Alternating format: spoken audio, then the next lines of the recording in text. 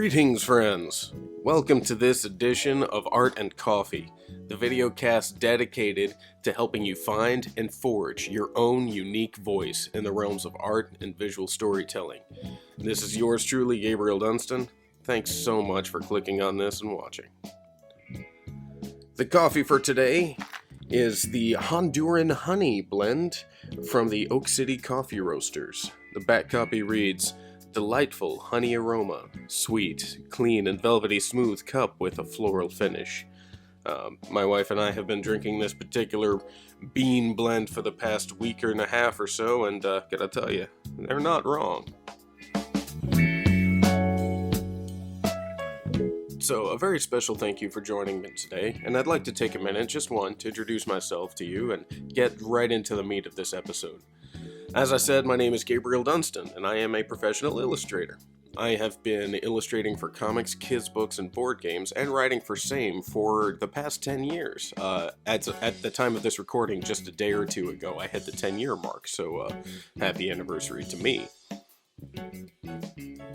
Also, during these past 10 years, I've been an art teacher. I've been teaching in after-school programs at community centers, and I've been privileged enough to speak at high schools and at least one university. And I'm hoping to speak at more universities in the near future, mostly about storytelling, which is at the heart of what it is that I think that I do. If you'll put your eyes on the screen momentarily, you'll see a time-lapse of me inking and then coloring one of the sketches in my sketchbook. And that's what most of the visuals for this video series will be. It's just the fun drawings, the things that I do just out of my imagination in my sketchbook. The imagination drawings usually are penciled in places like coffee shops or at a park or something, and then I like to bring it home and finish the drawing in front of the camera. Coming up, I really enjoyed watching time-lapse of other people's processes, so I figured I would pay that forward. However, what this series is most for is to keep you company at the drawing table, so please, pull out your pencil, prime your brush, grab whatever art-making implement you so desire or whatever is most handy, and draw with me. Just work on your own personal projects, maybe do some doodling, anything you like. Just get your art implement out and start moving it around. One of my absolute favorite things in life is sitting around a table with other artists and laughing and talking and commiserating and making our art together. And when I'm having the long, dark night of the soul at my own drawing table, I most wish for a series like this. Somebody who is speaking to me and talking about all of our different thoughts on art making, storytelling, and all that jazz. And if I could provide that voice for you, that would be tops. That would be everything that I want to do with this series. Well, maybe not everything, but certainly the number one thing. The second thing that I definitely want to do with this series is I want to be your cheerleader. Wherever you are in the world and wherever you are in your journey through art and your journey through self-cultivation through art, what I want to do is I want to be the voice. I want to be the guy over your shoulder that tells you that you've got what it takes to really contribute something beautiful to the world. And most of all, to keep going. Keep going. You've got this. You can do this. You may not be the best artist in the world, and you may not want to make art your career, but you have something valuable to give to the world, and you have something valuable that you can do for yourself. And making art can really just do wonders for yourself and for others. So keep going. It could be so hard sometimes, but therein lies the trick. It's hard because it's worthwhile. That's those two things feed each other. That's how you know what you're doing is valuable. Keep going, friends. You've got this. I'm watching you and I love you, and I want you to keep moving that art implement any old way you like and make something great. And most of all, make something that is truly yours. The last thing I want to do with this series is I want to give meaningful information or advice to you, the listener. No matter where you are in your art journey, I want to tell you things that can help you. Because I've been doing this for a while. I've been around the block a couple times, and I've had the privilege of speaking to artists far more talented than myself. And man, the stuff that they've told me, the advice that I've gotten over the years has been mind-blowing. And I want to condense it down and give it to you in a way that you can almost pour into your ear while you're making your own artwork. And if you've got problems with the image of stuff getting poured into your ear, then I apologize and try to disregard that last disturbing metaphor. So let's go ahead and get to the meat of this particular episode, what today's episode is all about, and by extension, what the rest of this series is all about. The number one takeaway that I want you to have from both this episode, this series, and just everything I have to tell you in general. The title of this episode is, What Do I Have to Offer as an Artist? And the short answer is, potentially everything. And I know how grandiose and ridiculous that sounds, particularly if what you do is you doodle stick figures. But I want to tell you right now, look up some webcomics, man. Look up some XKCD. Those stick figures, they count. Drawing stick figures works. So no matter how humble you think that your art is, it's possible that you could reach somebody in a deep and meaningful way that can really pull them out of a dark place, or even better, elevate someone else to new heights, even if that someone else is you yourself. Let me tell you a little story if I can. I was listening to this NPR special called StoryCorps, and they were interviewing this old married couple, and they had been married for 27 years, and the woman was a nurse for forever and ever, and her husband worked at a racetrack, and her husband was something of this short, schlubby, dumpy guy, and he knew that's who he was, and in his mind, his wife is so beautiful and wonderful, and he's this short, dumpy guy, and when he asked to marry her, he says, I've got nothing to offer you but myself, but I give you that completely and willingly. And later in the course of their marriage, she repeated it, I have nothing to give you but myself, and if I could give all of myself to you again, I would. Now, this particular fellow is something of an unremarkable man if you look at him just as a man on his own. He's got a regular old working class job. They live in an apartment somewhere in Brooklyn before Brooklyn became the richer neighborhood that it has become today. And it just occurred to me listening to this story, man, that's all his wife wanted. The fact that he gave of himself. He devoted himself to this woman, and he did so fully, and because he gave himself so much to this woman, her life was so enriched.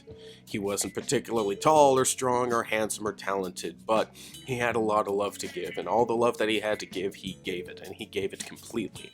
And the words stuck in my head, I have nothing to give you but myself. And then it occurred to me that that's all any of us have to give. We only have ourselves. Almost everything else that we can give is not necessarily all that rare, but giving of ourselves, that's the rarest thing in the world. And listen to me very carefully, my friends, yourself and your art are literally rarer than diamonds. C.S. Lewis, the very famous writer, for those of you who don't know, he did the Chronicles of Narnia, some other books, the Screwtape Letters, that sort of thing. C.S. Lewis famously said that we read to know we're not alone. I say that we write when we know that we are. But the trick is, writing something is similar to lighting a prayer candle. You're just lighting a little bit of light, and in the hopes that maybe someday somebody will find it. But man, when people go reading, they're searching for that little light, that little candle that maybe you lit. And so while you are giving of yourself through your artwork, through your stories, someone is looking for it. Someone's looking for you, because we read to know that we're not alone.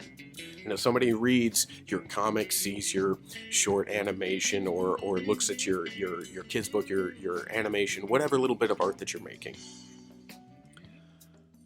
man, you might be the light in the dark that reaches out, touches somebody, like E.T. touches somebody right on the heart and says, I see you. I see you, and you're not alone. Because I feel as though you feel. And that is powerful. That could be everything, depending on where you are in the world. That's amazing. That is the power that you have. That's what you have to offer as an artist. And what's even more beautiful is, you can make yourself more powerful in this way. You can cultivate yourself like an orchid, like this rare and temperamental but beautiful flower. You can cultivate yourself and work on yourself to make yourself a better artist, somebody who can reach people more effectively. And the best way to do that, in my opinion, the way that I see it, the best way to do that is to cultivate the parts of yourself that make you, you. And in so doing, you make yourself the best version of yourself. Don't make yourself the best person in the world, but the best you that you can be, the best artist that you can be. You specifically. What is your voice? What is your idiom? What is your way of seeing the world? Because you and your point of view and your cultivation is literally more rare than diamonds. That makes you priceless. That makes you incredibly scarce, and the more cultivated you are, even more priceless you become. How amazing. How cool is that?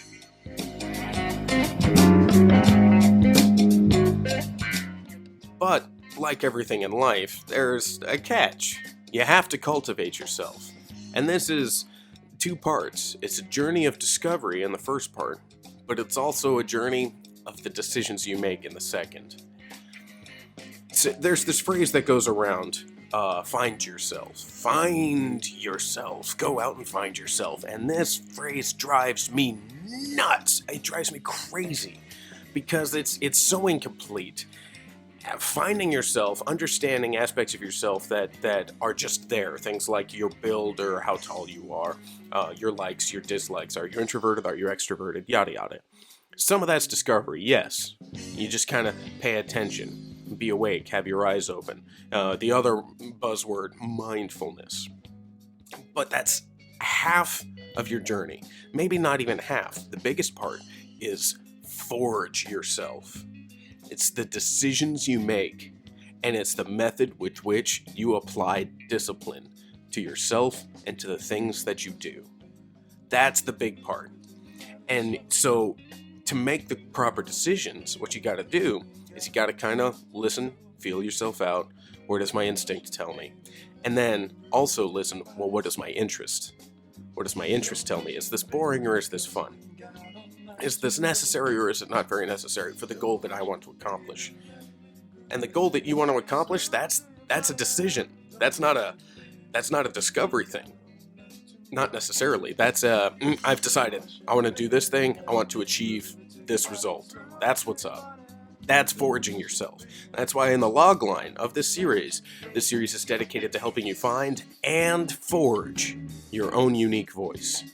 And forging your voice means making a lot of decisions, means making a lot of hard decisions. The famous quote about writing is, in order to be a writer, you must be willing to kill your darlings. Meaning, you do a lot of writing, but during the edit, when you're going back and rereading and deciding, I want my story to go X, Y, and Z, means you got to cut out a lot of bits in the story that you like. Maybe it's an area of dialogue that you love so much, or a description of a room or a feeling that you love so much. The description is good, the dialogue is good, but it doesn't fit. It's not helping the story go where the story needs to go, so you gotta cut it. You gotta be ruthless, you gotta be very self-disciplined to make that happen, because it's hard. It's so hard. And as an artist, it's tough, man, because the thing you draw will almost never match what was in your head. And you have to know when the time has come to say, you know what, this is the best that I can do right now, and move on. And that's a separate discipline. We'll talk about that in a different episode. But this episode is all about, here's where we are. I'm here for you. I want to keep you company when you're having the dark night of the skull at your drawing table or in your artist studio, or maybe you're at the coffee shop sketching the way that I do sometimes. I want to be here for you. I want to tell you that you've got it. Keep on going. The best thing you could do is to just keep on moving your implementations of art. Keep moving your pencil, your pen, your brush, whatever you please.